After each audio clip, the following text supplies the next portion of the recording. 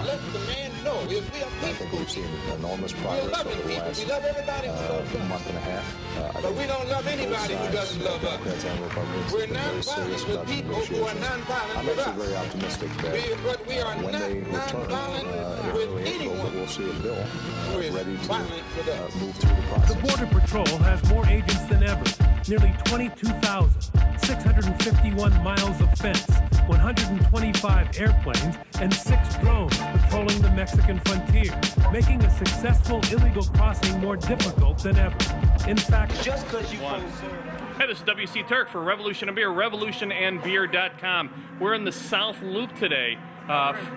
We're in Pilsen. So we're not in the South Loop. There's a spectacular distinction there, and I hope I didn't offend anybody. We've got a couple of guests here. Gentlemen, introduce yourselves, if you wouldn't mind. My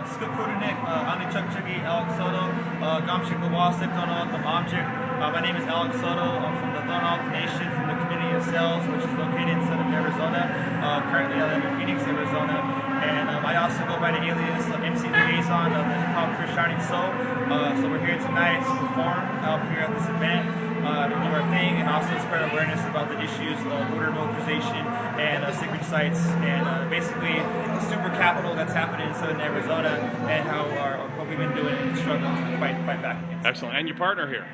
What's up, world? I'm the Bronx candidate, whatever Shining Soul, MC/Beatmaker.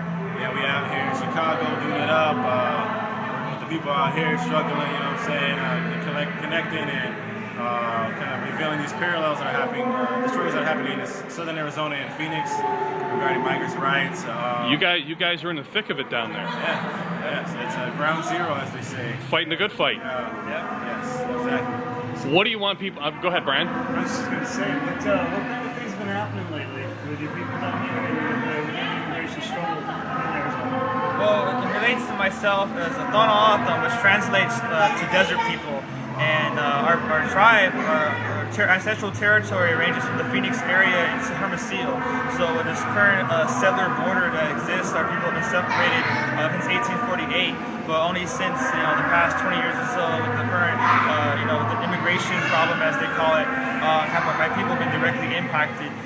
So right now we have vehicle barriers that are on the line itself in a pretty much militarized state. We have checkpoints in every major road going off and on the reservation. We have surveillance technology everywhere, drones. We have border patrol agents. And keep in mind, this reservation where I'm from is the second largest in the whole U.S. It's the biggest state of Connecticut. So my people are in the middle of this bigger global struggle that's happening regarding borders. And it relates to migrants who cross since the 90s throughout to the 2000s. The state has pretty much pushed migrants to go through the harshest desert area of territory, which happens to be where I'm from. So we have migrants who are crossing, and in that, it's just the criminalization of even providing mutual aid and help by providing water, because we have a lot of people in the community, of course. Humanitarian. Who just want to help. So it's just like our people are in the middle of this, along with the fact that indigenous people from somewhere else are going through our territory. And it's really about people. This is really about at Revolution and Beer we describe people as economic refugees because this country bears a substantial responsibility for causing people to leave their homes and leave their families in search of a better life, better safety, pollution laws, what have you, that U.S. corporations south of the border don't have to adhere to. It's economic and environmental discrimination. I think I was going to ask you about the relations between the people of your tribe and the people that come across, but you sort of already presented that and talked about the humanitarian aid that you all are providing. That's interesting. So do you actually get, are people getting arrested, or are you getting harassed by the authorities for doing such a thing? Is that part of what's happening? Overall, the border issue regarding migrants, for example, it's a complex thing. There's no black and white area. There's a lot of gray due to this, I have friends and family who live literally on the line, less than a mile, quarter mile away. And out of that, people cross, they're going to help. See someone side of the road, that's just who we are as Autumn. We always help people cross, which tends to be our problem with how our lands got colonized. But out of that, there's also, people's houses, get, I don't want to say broken into, but if you're crossing, no one's there, and you go in someone's house, like there's that element of like, you want to get mad about that because you're private area has been, disturbed. But at the same time, they weren't there trying to steal your stuff. They were just looking for water. Yeah. So there's, experiences across the board. Let me ask this question: why is this not just a Mexican issue or a Hispanic or a Central American issue? Why is this important to all Americans? Basically, you're seeing what's happening on the border right now is militarization, right? You see that lurking into the urban centers, like with the expansion of surveillance technology, with automatic license plate readers, the operation of drones in other cities. The police departments are, taking those. Which is all coming home to us Exactly. eventually, yeah. And you see the expansion of the weaponization as well. It's not just tasers and batons anymore, or just there's some more handguns. Sheriff Joe Arpaio in Phoenix, just because of one incident where they're supposedly one of their agents was attacked, they weaponized their whole outfit with the AR-15s, automatic weapons. Yeah. So he's been stopped, like as far as he's been convicted of profiling and with him and targeting migrants and brown people and people of color in general. But he's not stopped, in its entirety, because he still has authority to, still, kill people. Like it's like an outlaw for arbitrary reasons, pullovers. So it's almost as if these policies are testing ground for what could happen to the rest of us as far as our civil rights. Right, exactly. And there's I don't know if you mentioned it yet, but there are inland checkpoints. So areas that go into this community, which is area of the nation, or going into cells, going into areas of Green Valley, south, going to Nogales. Like there are checkpoints. Yeah. And you are, depending on what your pigment is, you get a free pass or you get harassed. And that is the criteria at these checkpoints, and they have scooped up or harassed American citizens. Right, and so, basically, there's 100 miles to any border, considering land to water or land to the quote-unquote U.S.-Mexican border. Like 100 miles within that vicinity, it's a constitutional free zone. So basically, you have no rights if they choose to pull that on you. Yeah. They can arbitrarily confiscate your belongings, technology, go through them, and all that too. So that's currently happening right now. Example regarding the checkpoints some time ago. This has been ongoing for over 15, 20 years. The checkpoints, and of course, from our community, as elders down to the youth, we're getting harassed just to go to work in Tucson, just to be able to travel freely, be who we are as people. But then, example in Green Valley, which is located between the city of Tucson and Nogales, there's a checkpoint there, and there was a huge outrage from a predominantly white retiree community about their checkpoint. So we go there, actually myself and other tribal members, young people, to pose the dare on them. It's like, yeah, you're against checkpoints too. We're against checkpoints. We need to have a bigger analysis regarding that, because however you live your life, which is you choose to live here. You're not native, but you're affected. Now let me ask you this: you're not Mexican. You're First Nation. First Nation, yes. Okay, and that's the issue. That's another issue here as well, or at least part of that larger issue is that you're being profiled, but you were here first. Exactly, and you already had a big bad immigrant situation, negative immigrant situation once in the issue, right? Yeah. But I mean the point of that question is that there's the sweep of this sweeps up everyone. Yes, right. I mean, obviously, when you think immigrant, the first thing that comes to my mind is brown, right? Pigment. Yeah. But, obviously that's not the truth, because, we've just been coaxed and groomed into think that. But obviously, there are European settlers that came to these shores and, started occupying and, pillaging. So that's the first thing right there. So that's the first thought.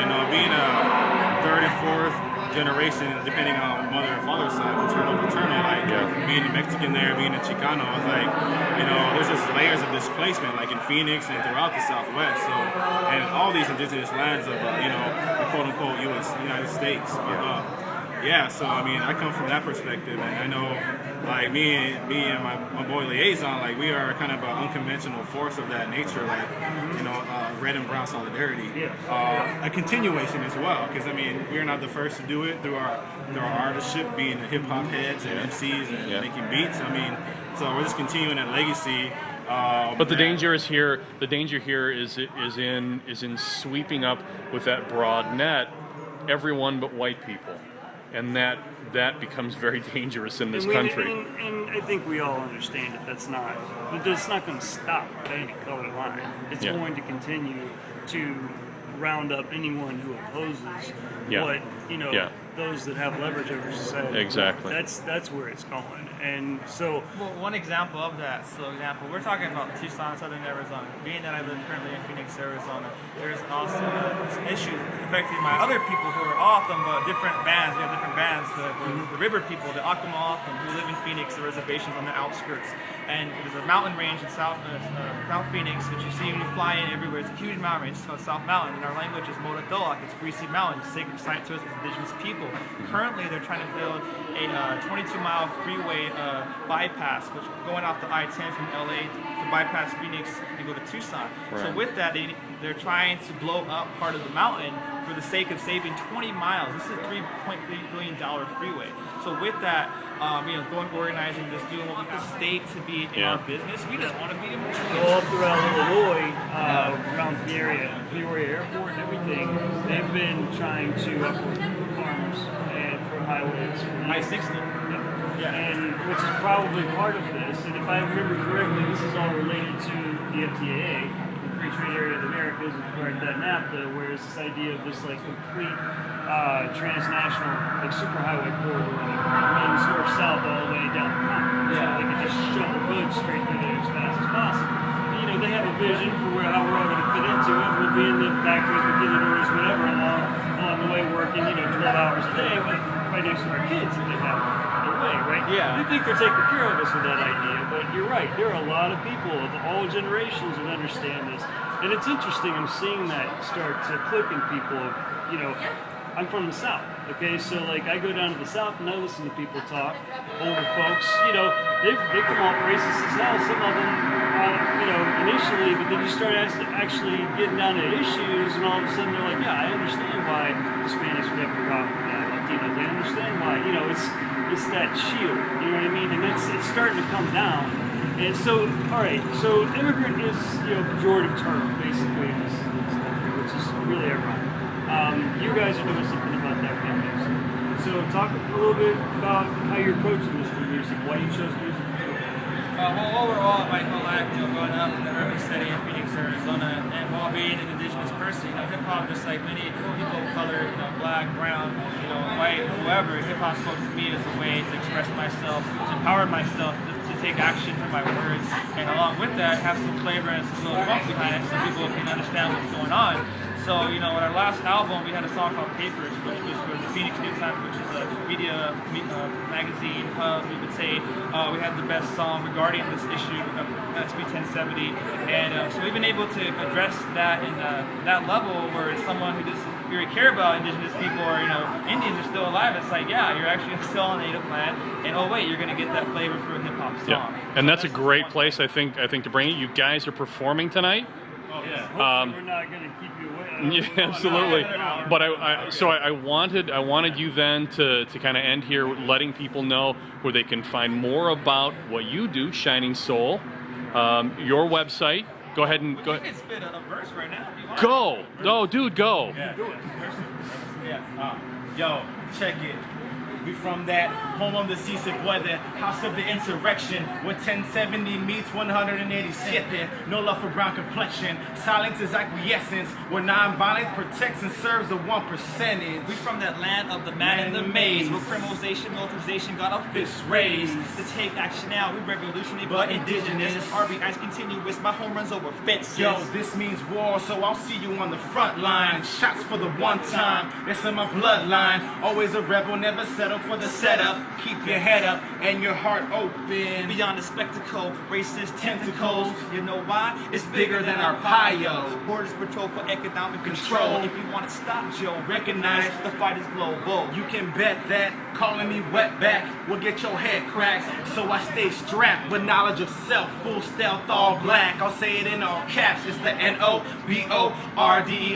This struggle is not for the heartless. I reiterate, no borders. Gabachos got us living like sojourners. We landless, branded, scapegoated as scandalous. Fight back. Self-defense is a human right. Despite what the liberals and the fascists say, the path has been laid, precinct to precinct, Campito to the south side. Our communities have been militarized. Open your eyes. What we need is a militant response, a hood renaissance with a heavy dose of upheaval. And it starts with one conversation. Power concedes nothing without confrontation. We from that ground zero, anti-heroes. Say that shit that you can't say, like smash borders. Chinga la migra, middle finger to la línea. We from that desert borough, we keep it thorough. Saying that shit that you can't say, like smash borders. Chinga la migra, middle finger to la línea. It's a no man's land, all quiet on the southern front till the drones fly past. A reminder what is really up. What the fuck? It's war, time to spit all heart and guts in the face of la migra. Searching in my trunk at the checkpoint stuck. Fuck the police is what I bump. Same punks cannot monks, terrorism like Ku Klux. Got my people in flux, I can only take so much. We up against the wall, my homeland's been pushed between a rock and a hard place. Opposites chase my red and brown face, verified in my race like the West Bay. And I'm the Palestinian for certain, like the Iron Curtain, we divided like East German. Speaking in first person, I am the native version of occupation, economic subversion. So I'm going insurgent, all out against borders. Interest like a reporter, upholding my people's orders. One No more time borders. from that ground zero, anti-heroes, saying that shit that you can't say, like smash borders, chinga la migra, middle finger to la línea. Shining Soul. Gentlemen, that rocked. Chicago, much love, appreciate it. I'm glad you guys are on the front line. Tell people where they can find more about what you do and how they can connect with Shining Soul or get your music. Yeah, everybody hit us up at shinysoulmusic.com. We have all our in-depth information on there, bios, all our current music. We're about to drop our newest full-length album next week, next Tuesday, September 10th. It's called Sonic Smash. So we'll be smashing your area next week. Check us out. We're on Facebook, we're on Twitter, Shining Soul Phoenix. Hit us up. Come out to Phoenix, you know. Yeah, much love to Chicago. It rocks, man. Everybody here struggling on the front lines as well. Yeah. You're doing it. Yes. And check us out at revolutionandbeer.com, guys. Thank you so much.